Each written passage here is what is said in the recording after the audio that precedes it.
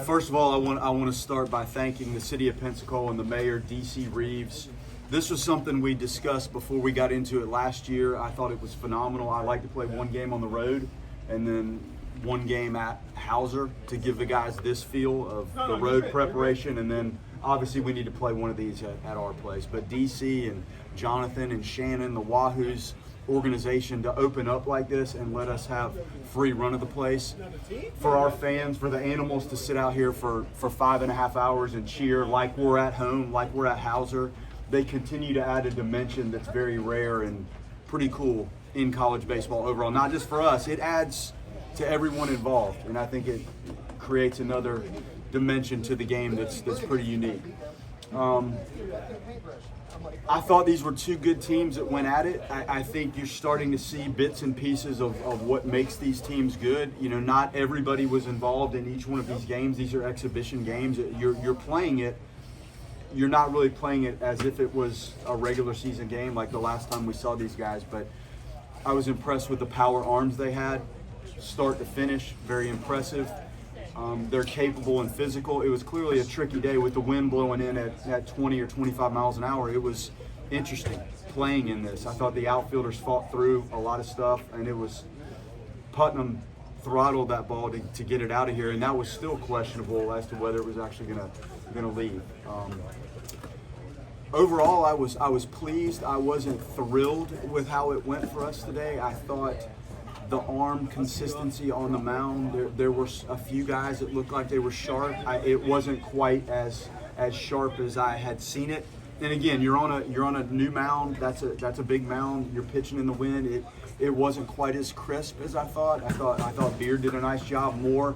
We just stacked some things in the first game. I think he hit the guy to lead off an inning, and then the ball gets down the line, and we didn't really play the ball in left field properly, and that ball bounced over the fence, and there's 2 runs early in the game. I thought Beard did a nice job, and there were some other guys that pitched well. O'Leary had a very nice sequence. I'm gonna miss some guys. Manny at the end to kind of close it down. And the expectation when you're in this uniform is that you find ways to win games. And it was good that some of the younger guys really contributed. Polino had some good at-bats, and then Putnam, not a younger guy, but a very experienced fifth-year player, very good at-bats. Now, I thought defensively, okay overall. Again, not great, not a simple day to really play defense, but I hope that we can tighten things up a little bit defensively. The at-bats came and went. There were a handful of guys. I thought Miles had some good at-bats. I thought Sheffield had some key good at-bats and handled himself very well in the outfield. But overall, there were some things that I felt like that we lacked a little bit in all dimensions of the game, and maybe it's the first time you're out here in this setting playing with a new group.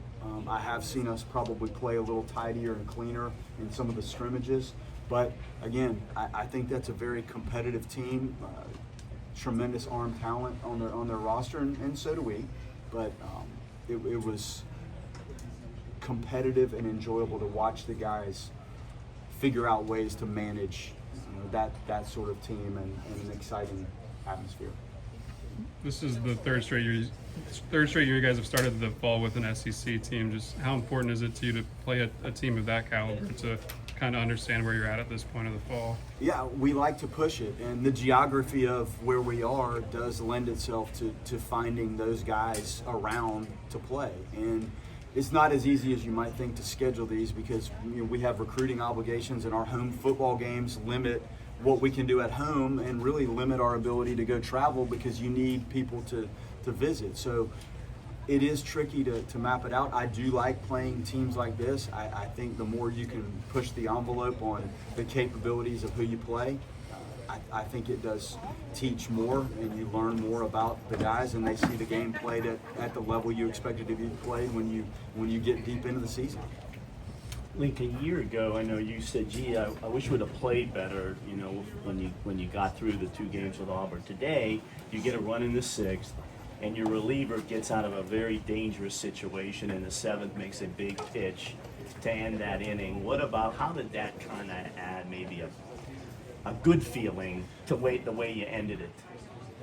Well, the expectation in this program is that you find ways to win competitive games, and these things count. Whether this was a game that'll go on the record, clearly it won't. But for me, watching them perform, if you come out on top, you probably out-executed what's going on the other side, and that's important, whether it's in this scrimmage, a regular game, even an inter-squad type scrimmage. So it does matter, and I wanted to walk out of here today with a good feeling, and I have to sit on it and live with it, and they have to live with the performance. And you guys are evaluating what we do. Major League Baseball is evaluating, so the cumulative effect of this, it goes a long way. And it means a lot to me that we come out and play well. And it is tough when you walk out and feel like you don't. I still didn't feel like we played great, but it was very competitive. That's a good team, and you split it, and that's how you leave. We saw Eli on third in the second game. Do you expect, or can we expect to see him or Cal play in the DH position or any other infield position so they can both be in the lineup in the regular season?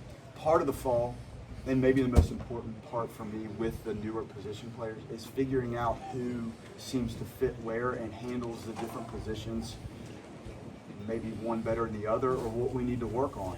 And he had played a lot of shortstop.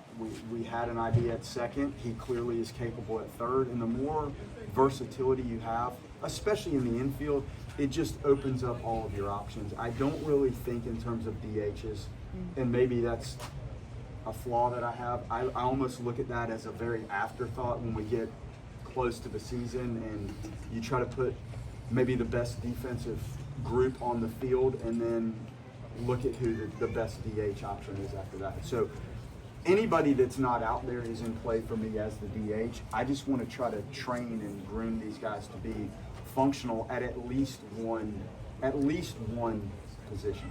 You mentioned Beard, obviously a lot of new pitchers on the mound today. How do you feel they executed what Mike had called?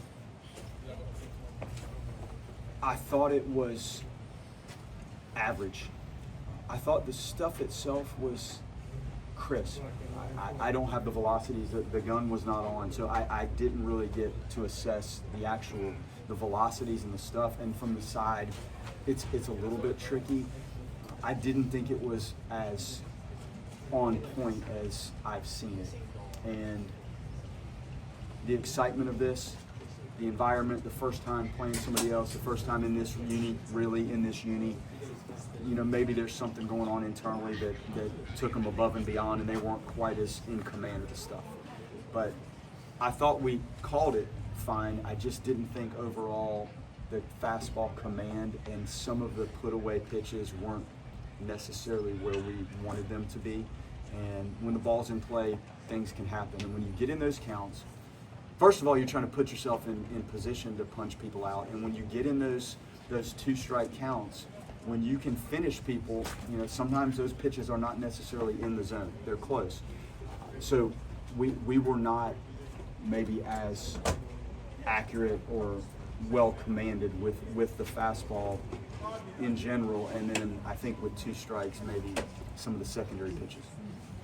I think with Beard, you knew what you were getting with the fastball and changeup. It looked like he was mixing in the slider today to go along with the curveball. Just how big could that variation be for him? I feel like the slider's firmed up. It's gotten better. It's a little harder. It's a little later. And he's got the bigger breaking ball. So it's a good complement.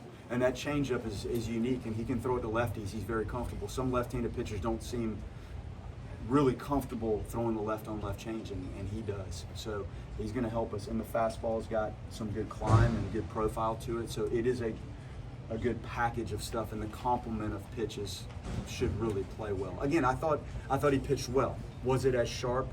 He can tell you. Was it as sharp as he's been in his career? I would venture to say no. He can tell you, but I thought it was competitive and good enough to win. Coach, the decision to move Sheffield up from the 8-hole to the leadoff spot in Game 2, was that predetermined, or was that a result of his performance in Game 1?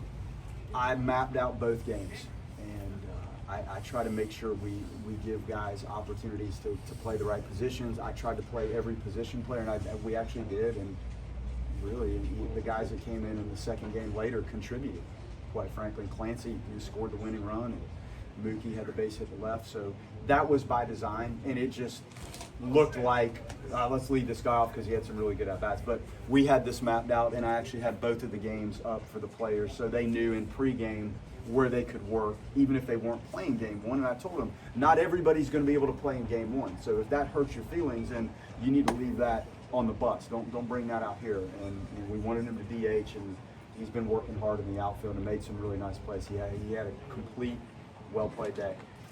Yeah, Coach. Just the offense and at the end of the first game seemed to really start to find a rhythm. How were they able to carry that momentum into the next game, bring that energy?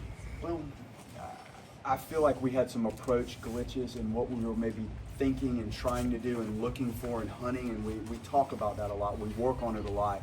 I think it is highlighted and exacerbated when it's the quality of arm that started game one for them. So if you're not dialed with your approach and on point and trying to put yourself in the best position mentally to attack what's going on, it can be tough. And I think the guys started to settle into some game type at bats in this setting, and clearly it looked like we were more suited in game two. And again, I'm not going to take away anything with their pitching staff, because we knew it last year in the regional. That's a dynamic group of arms. We have a dynamic group too, but that's pretty unique what they're running out there.